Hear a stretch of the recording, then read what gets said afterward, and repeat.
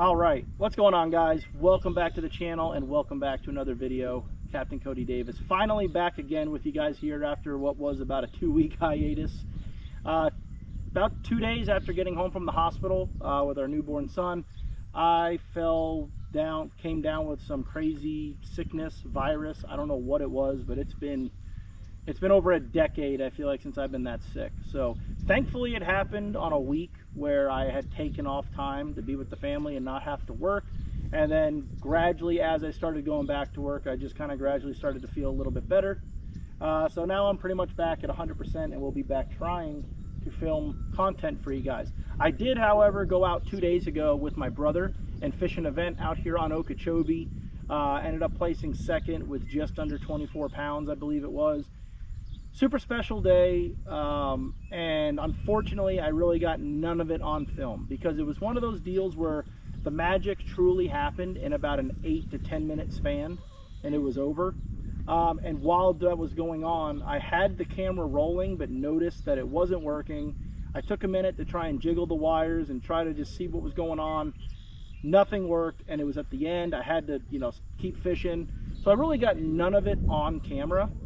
But it's definitely a day and an event that I do want to do a separate video where I just kind of go into depth and talk about it, because there were some lessons learned, and it was really one of those deals which really brought it home to me what makes competitive bass fishing such an awesome sport. So my next video will probably be talking about that video, or about that day.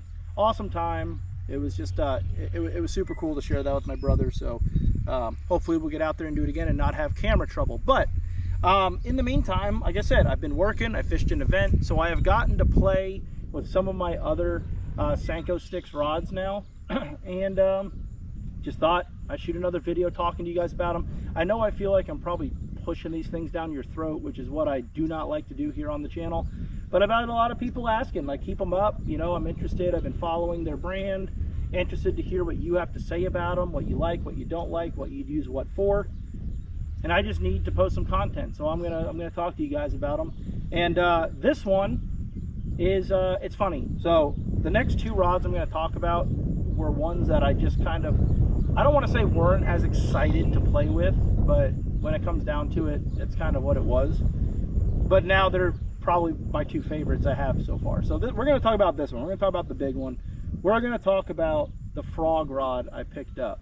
Okay, and right off the rip, I'm going to tell you guys that this might not be the rod that everyone would think to pick up to throw a frog on, but I'm going to try and convince you otherwise and to tell you why I did this. So kind of when Alex really started blowing up, I felt like kind of their two rods that everyone was talking about around the lake were the Royal Flush, which is the frog rod, and his Chatter Trap rod, which was like a composite rod, which was perfect to throw, obviously, a vibrating jig, chatterbait, or a rattle trap, a lipless crankbait on.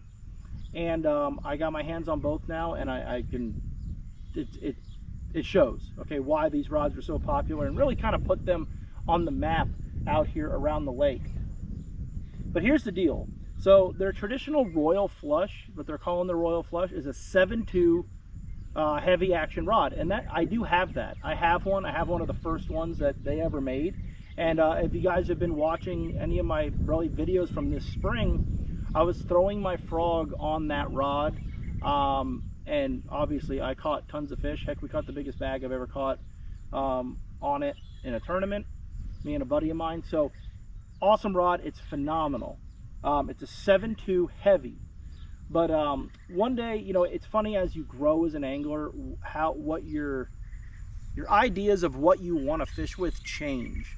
And years ago, I wanted everything stiff, I wanted it heavy, I wanted a broomstick of a rod. And the more I grow with my angling, the more I realize that that's not really the case, and it's not as efficient to use for different applications and things. And the same thing goes for my frog rod. I started learning that when I set the hook on that frog, I really do want that rod to load, and I do want a little bit of a softer rod, maybe just because it's easier to cast. You could be more accurate with your pinpoint casting, and well, there's a couple of reasons, and that's what we're going to get into. So this is not a 7.2 Royal Flush, a 7.3 heavy. okay? Now, what you're going to say is, okay, it's an inch difference, but an inch makes a huge difference when you're talking about, well, really, we're talking about anything in fishing, but especially with a bass rod, right? I mean, when you're talking about your rods in bass fishing, your whole arsenal is going to range between pretty much a 6'11" and a 7'11" rod, at least when it comes to casting rods, okay? So you're only working with 12 inches there of play, and like I said, a ½ inch makes a big difference. So what this is, it's like I said, it's a 7.3 heavy, it's a fast, but I was fishing with my buddy Chris Sherling one day, who, listen, like if you fish Lake Okeechobee, you know who the dude is. Lake and Sea Mobile Marine, check him out if you need anything done on your boats, servicing, that's who I use. But he's also a hammer out here on the lake, okay? I mean, there's not much that he hasn't won. And for the most part, he does, and he'll be the first to tell you, he does 95% of his damage on that guy right there. A popping frog, okay? And that is his deal. And I got on the boat with him one day, we were just out fun fishing, and I picked up his frog rod, and when I casted it, I immediately felt something was different, and all he said was, that's a 7.3, not a 7.2, and I liked it. And the deal about it is, it's a little softer. I don't know if you guys can see, I don't know how much I'm in frame, but this is not a broomstick of a rod whatsoever, and it bends, okay? Now, there's a couple of reasons why this softer rod is actually, it's better. Here's the first thing I'm going to tell you guys. We're going to be talking about throwing a popping style frog, and we're specifically talking about throwing it down here in Central to South Florida. And I'm basically talking to you guys about fishing it on Lake Okeechobee. Most people are under the impression that when we're throwing a frog down here, we're throwing it over the thick mats and the thickest cover we can find, when in all reality, we're more or less fishing this thing in open water. Throwing it to the edges of cattails, throwing it to isolated reeds, throwing it over bluegill beds out in open water that's in the middle of pad fields. So having a broomstick of a rod really almost does you nothing. Instead, I feel you want a rod that's soft enough to load for when you can make an accurate cast. And also, another thing people don't think about is that tip, having that little bit of tip to it, is what's going to give you the ability to pop your frog properly. What makes a good popping frog, which, you know, every company out there makes one, but there's really only a couple of them that get the job done out here on Okeechobee, simply because of, I'm going to say, you know, use the word bloop again. You don't want a frog to spit. You don't want a frog to walk at all. I get people all the time that come down here, throw the popping frog, and all they're doing is walking it back and forth. That's the last thing you want to do. You want the biggest bubble, that bloop, bloop, that big calling sound from your frog, and doing it with a really stiff rod, you're not going to get it. You're going to initially almost, every time you snap that rod tip, it's going to make your frog want to skip out of the water, because it's too stiff, there's no give, and it's gonna make your frog just not pop as good. Whereas with something like this, I don't know if you guys can even see this, hopefully a fish doesn't come up and eat it, you can see how just twitching that rod, that thing really, you know, gives it a good bloop. See what I'm saying? All right, right there it just started skipping. But if you get it out there and you got some drag on your line, you can see that that's what you're looking for, okay? Whereas with a stiffer rod, it's more or less just going to kind of skip out of the water. All right. Secondly, the biggest thing with having a soft tip is when you get that bite from that fish, everyone's initial reaction is to just swing for the fence, and that's not what you want to do.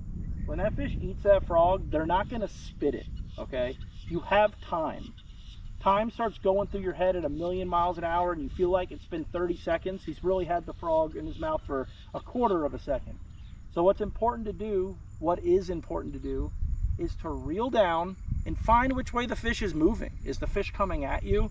Is the fish going away from you? Is he going to the left, to the right? And you want to reel until you feel the weight of that fish on the back of the, you know, on your rod. All right. And if you have a stiff rod, a couple of things are going to happen. A, if there's no tip, you're not going to really be able to load up on the fish. And secondly, that fish is going to feel that resistance of the frog, and that's when they're going to spit it out. If you have a rod that has some tip, you can reel, and you guys will see me do that on camera a lot of the times. You'll reel down until you see that, you know, that first guide or two starting to bend, and then it's almost more of just a hard pull. You don't really want to set the hook on a slack line. You really want to pull that frog into that fish. And what happens is that whole rod is just going to completely load up on the hook set, and you got them. All right.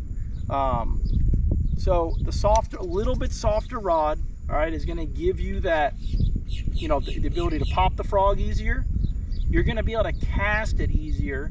If you're throwing it on a broomstick of a rod, it just, the frog's going to want to go every which way, whereas with that soft tip, it enables you to load the rod in the cast, and you can put it in a very specific spot, which is very important out here on Lake Okeechobee. A lot of times when you're fishing for big spawning fish, and everyone thinks about a Senko or sight fishing, this is a big player when it comes to catching big spawners on the lake. And the biggest deal with making this work for that is being accurate. Putting that frog right where you think that fish is spawning, and that little bit softer rod helps that. Having a little bit longer rod helps you throw it longer as well. But either way, here's the other deal I'm going to tell you. That's why I like this 7.3 as opposed to the 7.2. But the 7.2 works phenomenal as well. Maybe if you're a little bit shorter, okay, a 7.2 might help you if you get fatigued easier. That 7.2 is easier with twitching, but I'm just a fan of this 7.3. The other thing I'm going to tell you about this 7.3 heavy is this is probably, after playing with it for a couple weeks, the most versatile rod I've ever played with. Telling you guys right now, this is probably what I'm going to get a couple more of to throw a swimming worm on, like my Gambler burner worm you guys know I like. This is ideal for throwing that. This is also would make a fantastic swim jig rod, okay? Throwing a small swim bait, throwing something like a Gambler Easy Swimmer or a Reaction Innovation Skinny Dipper. You can throw a big easy on this, but I'd maybe like a little bit stiffer of a rod. But there's those times where you have to downsize, maybe in a really cold front situation, post frontal situation, where we go down to that Easy Swimmer or like a Skinny Dipper style bait. This will throw it a lot easier. You could throw baits like a spinner bait on this deal, no problem. If you really needed to, if you were in a pinch, you could throw a chatterbait on this rod, absolutely no problem. Again, because of that that little bit of that softer tip. But you can see, I'm assuming you can see on the camera there, it bends about a third of the way down, and then you just hit a brick wall. And it's super nice. So basically what I got here, I went with the carbon fiber grips on this one. And I got to tell you guys, I might have said it in my last video or one of my videos where I was talking about my reed beater, my 7.6 heavy that I flip with. I went with the carbon fiber on that just because it looked cool. I'm a big fan of everything being blacked out. And I wanted to give it a shot. And, you know, I've got a couple of these rods with cork now and a couple with this carbon fiber. Big fan of the carbon fiber so far. You know, I've had a couple people reach out and ask how I like it, and their biggest concern is, does it get slippery or slick? And just thinking back, on Saturday, I was fishing with my brother flipping, and it was pouring down raining, and we were catching fish, and I wasn't paying attention, but I never remember saying, oh, this is getting slippery at all. It feels good. It's very comfortable to fish with, especially on a rod like this where you're popping that frog, you know, and you're going to get fatigued. It just feels super good in your hand. The rod's held up great, you know, boat flipped. My first bite on this frog was a fish right at 7 pounds, and I've caught a couple of 5s after it. Boat flips fish fine, and every fish is hooked right where you want them to be. I mean, the hookup ratio is great when you can turn the fish. Really got nothing but great things to say about this one. Super awesome. Everyone asks me what frog I throw. It's a Gambler, the new Gambler popping frog. The biggest reason I throw this is A, it throws like a dart. Okay, it throws very accurate, it throws very far. It's already got the flashy in the skirt, which I like as well. Does it make a difference? I don't know, but it gives me some confidence. The pop that comes off of this thing is awesome. I don't know if you guys can see it here. I mean, it has that good deep gurgle when you're popping it. okay? But the other awesome is the hookup ratio. It is a super soft frog, which you would think would rip easily, but it doesn't. You literally probably don't even have to set the hook with this frog. I've had customers throwing spinning rods where you could literally just reel into the fish and the fish is hooked in the crunchers. So Val did an awesome job designing this thing. It's the only frog I own. It's the only frog I use out here on Okeechobee, and I really don't see a reason to have to switch. They come in all the different colors you could use or you could want, and I've just had nothing but great success with this. This rod, here's the deal. Like I just told you guys, we're talking about throwing a poppin' style frog down here in Florida. If you're looking to get a frog rod for fishing on cheese mats or chopped grass mats on Guntersville or something,